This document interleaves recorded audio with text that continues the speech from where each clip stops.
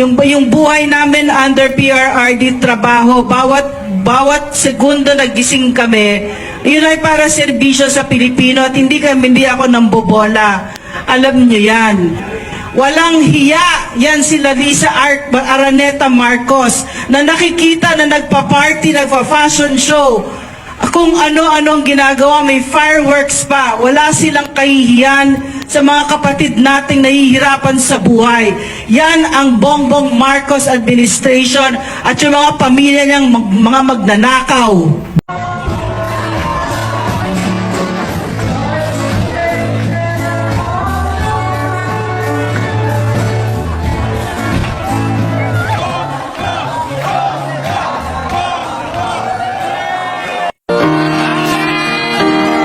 Sinasabi ni Banat Bay na tinawag daw si dating Pangulong Duterte na mangkanor.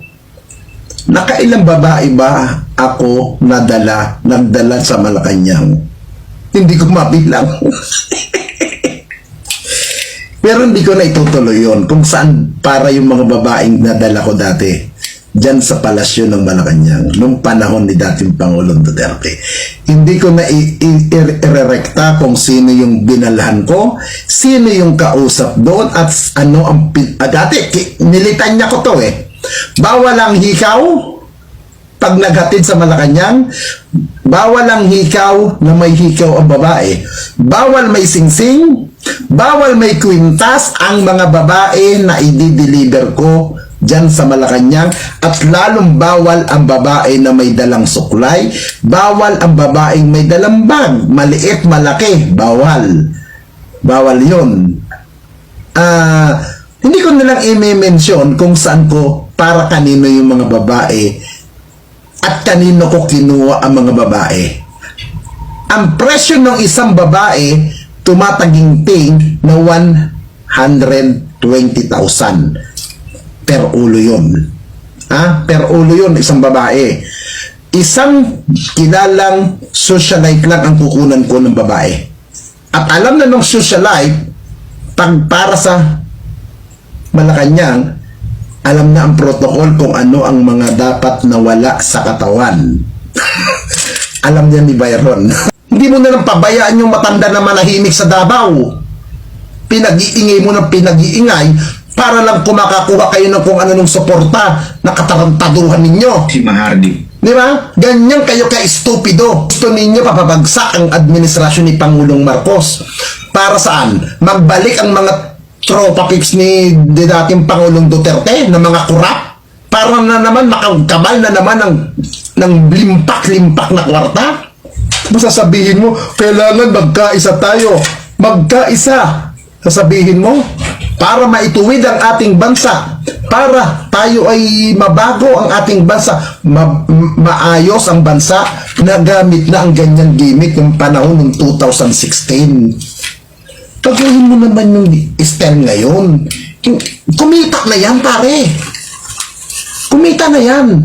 Baguhin mo naman ang litanya mo. Baguhin mo. Huwag mo na sasabihin yung magkaisa tayo para mabago ang ating bansa. Bakit? Nung panahon ba ni Pangulong Duterte? Nabago bang ganap ang ating... Hindi, magpakatotoo tayo. Nabago ba ng tuluyan ang ating bansa? Ha? Nabago ba ng tuluyan? Hindi ba pag wala kang pera, pag wala kang koneksyon, nagmak ka din sa lipunan?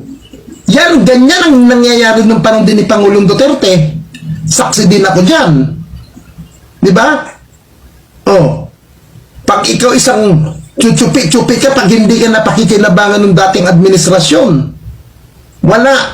Tai ka. Basura ka. Yan ang totoo. Oh. Ikaw nga, di ka nga nagtrabaho ng election 2016 eh. Di ka nga di ka nga namin nakasama eh. Oh, hindi ka nga nagpakahirap dyan. Sa totoo Banat Bay, sampid ka lang din naman sa DBS eh. Sumabit ka lang din naman dyan eh. Oh. Ako di mo ako may tatanggi, Byron. Hindi pa nagdideklara si dating Pangulong Duterte. Part na ako ng Mayor Rodrigo Roa Duterte National Executive Council under ng MRRD and ACC. 2015 pa lang, under na kami. Ikaw, sumabit kayo. Yan ang hindi mapapasinungalingan ng mga ibang DDS na nagpapakilalang DDS ngayon dyan. Putang ina. Hindi niyo mapapasinungalingan yung hirap namin dyan. Ha? Kaya doon sa mga na umaako na DDS daw, bullshit. Anong alam niyo sa pagiging DDS? Hindi naman kayo naging parte ng DDS talaga. Tigilan niyo yung magiging hit ng usok ng katol. Maging realidad tayo. Iba na ang nakaupo, iba na ang panahon, iba na ang administrasyon. Wala tayong gagawin kung hindi simpleng mamamayan. Sumunod para sa ikabubuti. Kung gusto nyo ng pagbabago, ha? Doon sa mga pro Duterte na vlogger, kung gusto nyo ng tunay na pagbabago, simple lang. Kahit na sinong maupo sa Malacanang, kung ang bawat isa sa atin hindi marunong sumunod, hindi tayo marunong rumespeto sa nakaupo, at puro pukot at galit, putang ina, walang pagbabagong mangyayari sa gobyernong ito. Kung gusto nyo ng pagbabago, gusto nyo ng tunay na maayos ang buhay, magtrabaho tayo, magsumikap, huwag tayong umasa sa gobyerno. Yan ang tunay na pagbabago. Nakakamtan mo ang tunay na pagbabagong gusto mong mangyari. Pero kung ang gusto mong mangyari, pagbabago sa gobyerno at aasa ka sa gobyerno at gusto mong makapwesto sa gobyerno para mangurakot, putang ina mo ka, isa ka rin mandarambong. Yan ang mangyayari sa bansang ito. Ito hindi ko na i-mention kung sino itong isang politiko sa Duterte administration ito. Ha? Nung paalis pa lang si dating Pangulong Duterte. Ha? Paalis pa lang si dating Pangulong Duterte sa Malacanang. Yung isang malapit sa kanyang tauhan. Ha? Ilang bilyon ang idinala sa iba-ibang bansa. Ang naghatid ng kwarta, tauhan niya.